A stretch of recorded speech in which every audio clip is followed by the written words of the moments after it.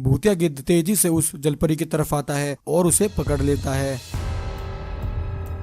मुर्गी चुड़ैल जलपरियों का खून पी रही होती है। तभी नागराज को वहाँ देखकर मुर्गी चुड़ैल घबरा जाती है और बोलती है, अरे यह नागराज यहाँ कहाँ से आ गए? एक बार की कहानी है। एक बार एक साधु जंगल के रास्ते जा रहा होता है। चलते चलते साधु को बहुत प्यास लगती है। तभी साधु को पास में एक कुआं दिखाई देता है। साधु उस कुएं के पास जाता है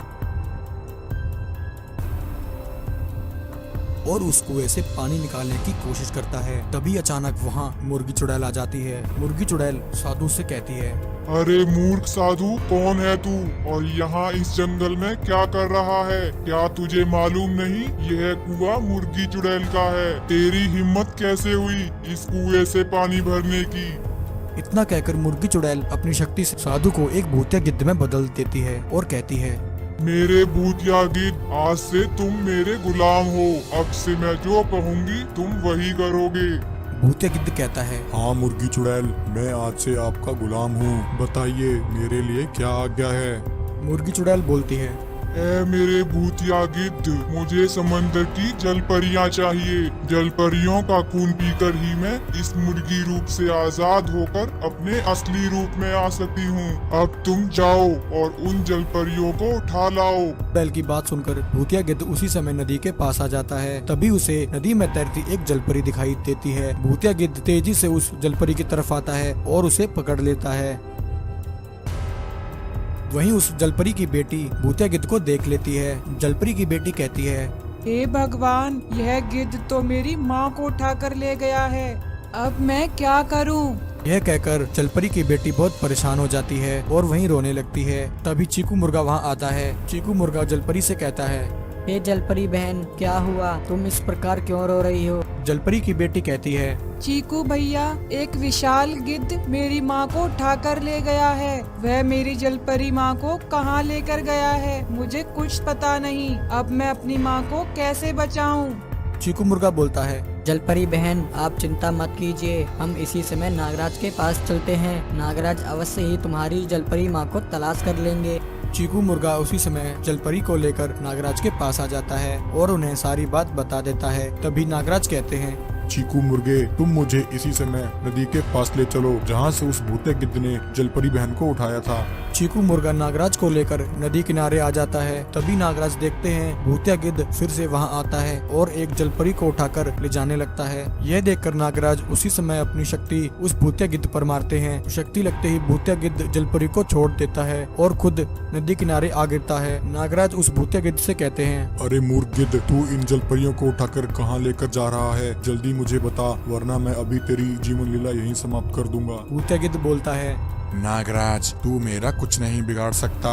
मैं इन जलपरियों को यहाँ से लेकर ही जाऊंगा। यह सुनकर नागराज को बहुत गुस्सा आता है। वह उसी समय उस भूतिया गिद्ध को जलाकर वहीं भस्म कर देते हैं। तभी भूतिया गिद्ध, जो कि एक साधु था, अपने असली रूप में आ जाता है। साधु बाबा को देखकर नागराज हैरान हो जाते हैं। साधु नागराज से कहता है, हे नागराज, मुझे माफ कर दीजिए। एक दुष्ट चुड़ैल ने मुझे धोखे से अपना गुलाम बना लिया था और एक गिद्ध का रूप देकर वह चुड़ैल मुझसे अपना काम करा रही थी। वह दुष्ट मुर्गी चुड़ैल जलपरियों का खून पीकर अपना असली रूप और अपनी शक्तियाँ वापस पाना चाहती है। नागराज, अब आप मेरी मदद कीजिए और उन जलपरियों को बचा लीजिए।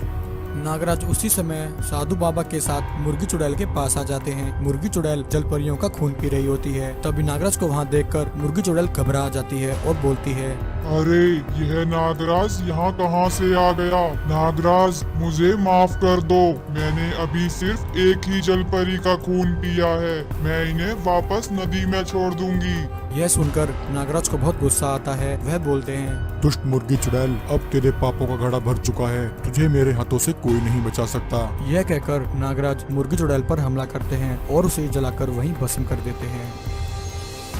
जो जलपरियां जिंदा बच गई थीं, नागराज उन्हें वापस नदी में छोड़ देते हैं। बच्चों को मारकर खाने लगती हैं।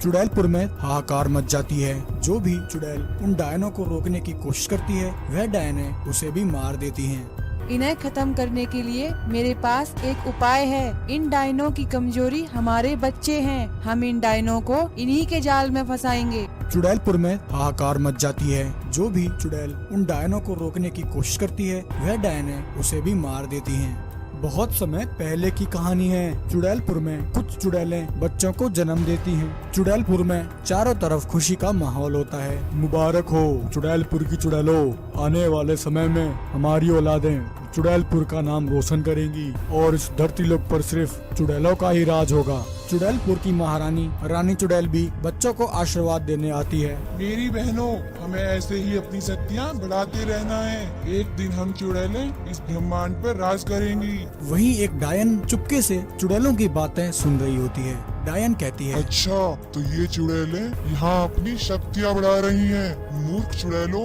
हम डायनों के होते हुए तुम कभी भी अपनी शक्तियाँ नहीं बढ़ा सकती। मैं अभी जाकर सभी डायनों को यह खबर सुनाती हूँ। और डायनपुर जाकर वहाँ की सभी डायनों को यह बात बता देती है। एक डायन कहती है, बहनों, ये चुड़ैलें अंदर ही अंदर अपनी शक्तियाँ बढ़ा रही हैं। अगर ये ऐसे ही अपनी तादाद बढ़ाती रही तो इस धरती लोक पर शिकार की कमी हो जाएगी और हम डायने तो भूखी ही मर जाएंगी। चलो हम चुड़ैल लोक पर इसी समय आक्रमण कर देते हैं और इनसे चुड़ैल लोक खाली करवा लेते हैं। ऐसा कहकर वह सभी डायनें चुड़ैलपुर पर हमला करने के लिए निकल पड़ती हैं और चुड़ैलपुर पहुंचकर चुड़ैलों के बच्चों को मारकर खाने लगती हैं। चुड़ैलपुर में हाहाकार मच जाती है। जो भी चुड़ैल उन डायनों को रोकने की कोशिश करती है, वह डायनें उसे भी मार देती हैं और उनके कई बच्चों को उठाकर ले जाती हैं। वहीं डायनों के आतंक से परेशान होकर चुड़ैलपुर की चुड़ैलें रानी चुड़ैल के पास इकट्ठी हो जाती हैं। चिंता मत करो मेरी बहनों, हम उन डायनों से अपना बदला अवश्य लेंगे। ये डायने कई वर्षों से ऐसे ही हमारे बच्चों को मारकर खाती आ रही हैं, परंतु अब समय आ गया है कि हम चुड़ैलें मिलकर इनका सामना करें। चुड़ैलपुर की रानी उन डायनों को मारने के लिए 2 चुड़ैलों को भेजती है, परंतु वह डायने उन दोनों चुड़ैलों को भी मारकर भगा देती हैं। चुड़ैलों की रानी, ये डायने तो बहुत ही शक्तिशाली हैं। हम इस प्रकार इन्हें नहीं मार सकते। वहीं एक मैस्टिक्स वाली चुड़ैल की बेटी चुड़ैलों की बातें सुनकर रानी चुड़ैल के पास आती है और कहती है, चुड़ैल माँ, हम सारी चुड़ैलें मिलकर भी इन डायनों को नहीं हरा सकती। इन्हें खत्म करने के लिए मेरे पास एक उपाय है। इन डायनों की कमजोरी हमारे बच्चे हैं। हम इन डायनों को इन्हीं के जाल में फंसाएंगे। चुड़ैलपुर की सभी चुड़ैलें चुड़ैल की बेटी की योजना अनुसार ही काम करती हैं। वह कुछ नकली बच्चे बनाकर माचिस के ऊपर रख देती हैं और उन डायनों के आने का इंतजार करती हैं।